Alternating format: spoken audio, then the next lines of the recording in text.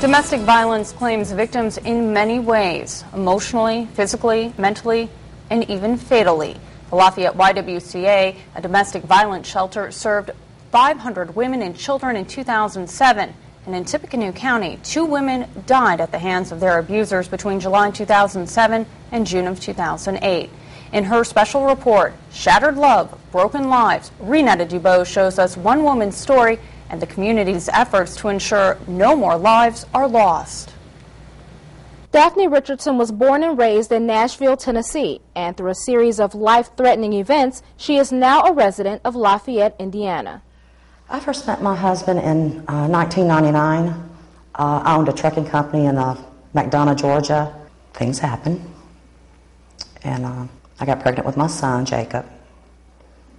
And then we just started, we just tried to build a life together. 1 week after she married Royce Richardson, Daphne says things changed. She says he started doing drugs, suffered mental emotional problems. Then the anger turned toward her. She says the abuse became constant and severe. I have been burnt with a blowtorch.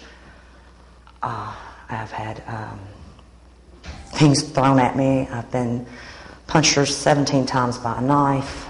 My knees and elbows are shattered because I was beat with a baseball bat. My ribs have been broken. My front tooth's been knocked out. I have scars across my face because of various things. I have been sodomized. I have been buried alive. I've had gasoline poured across my body, and him stand over me with a match. This was not the Royce Daphne knew, the one who was happy and protective of her and Jacob. So she stayed. I knew this one man, and then he turned into another man. And I kept trying to find that man that I fell in love with, and he wasn't there any longer. Richardson says she lived in a state of confusion and pain until the beginning of this year. That's when she says she knew she was about to become a statistic. February the 6th, he strangled me almost to death. And put a knife to my throat. He went to cut my throat. And for the grace of God, I got away. She fled to Tippecanoe County to the YWCA Women's Shelter. Danielle Gaylord says she was in shock when she first met Daphne. This is the worst that we've seen. With Daphne's case being so extreme, Gaylord enrolled her in the Weed and Seeds Fresh Start program.